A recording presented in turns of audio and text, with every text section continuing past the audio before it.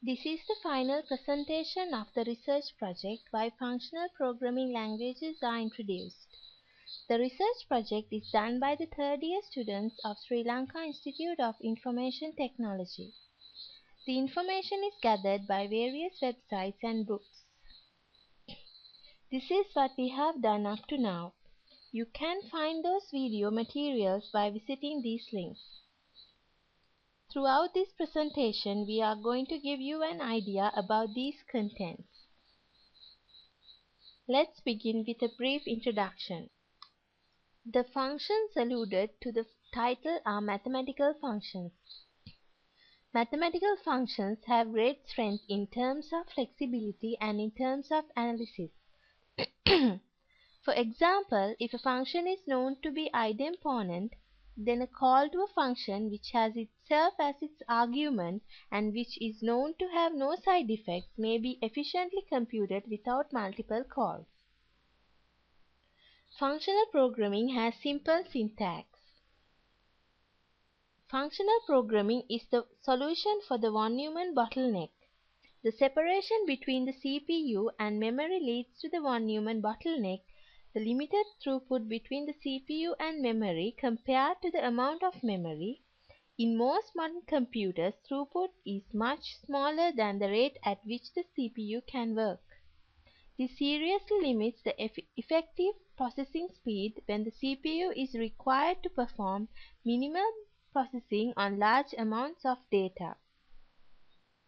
A function in this sense has 0 or more parameters and a single return value. The parameters are the inputs to the function and the return value is the function's output. The definition of a function describes how the function is to be evaluated in terms of other functions. At some point, the language has to provide basic functions that require no further definition. Functional programming often depends heavily on recursion. Iteration in functional languages is usually accomplished via recursion. Recursive functions invoke themselves, allowing an operation to be performed over and over. Recursion may require maintaining a stack, but tail recursion can be recognized and optimized by a compiler into the same code used to implement iteration in imperative languages. The scheme programming language even requires certain types of recursion to be recognized and automatically optimized by a compiler. Pure functional programs need no variables and are therefore automatically thread safe, automatically verifiable, and have more such nice properties. Nested functions just pass their result back to the main function. Implementations of these languages usually make quite sophisticated use of stack manipulation since it is used so commonly. Let's consider a comparison with procedural programming. Functional programming can be compared with procedural programming. Functional languages are applicative because they achieve their effect by application of functions, and procedural languages are imperative, which is carried out by executing statements in sequence with conditional loop statements being used to alter the sequence of control. Functional programming such as Lisp, Miranda, and Scheme appears to be missing several constructs often considered essential to an imperative language, such as C or Pascal. For example, in strict functional programming, there is no explicit memory allocation and no explicit variable assignment.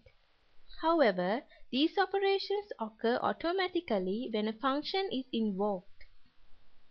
Memory allocation occurs to make space for the parameters and the return values, and assignment occurs to copy the parameters into this newly allocated space and to copy the return value back into the calling function.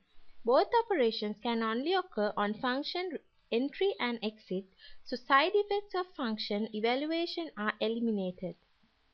By disallowing side effects in functions, the language provides referential transparency. This ensures that the result of a function will be the same for a given set of parameters, no matter where or when is it evaluated. Referential transparency greatly eases both the task of proving program correctness and the task of automatically identifying independent computations for parallel execution. Looping, another imperative programming construct, is accomplished through the more general functional construct of recursion.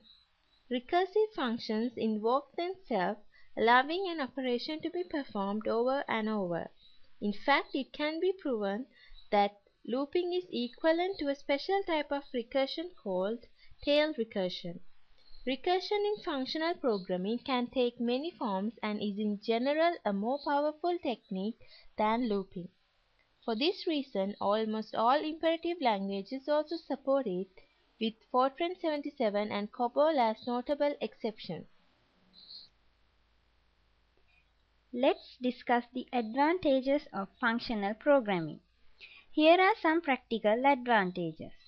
Most functional languages provide a nice protected environment, somewhat like Java language. It's good to be able to catch exceptions instead of having code dumps in stability critical applications. Functional programming encourages safe way of programming. Functional programs tend to be much more terse than their imperative language counterparts. Often, this leads to enhanced programmer productivity. Functional program encourages quick prototyping. Safe multithreading.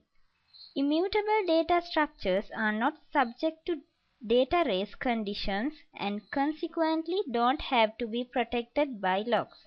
If you are always allocating new objects rather than destructively manipulating existing ones, the locking can be hidden in the allocation and garbage collection system.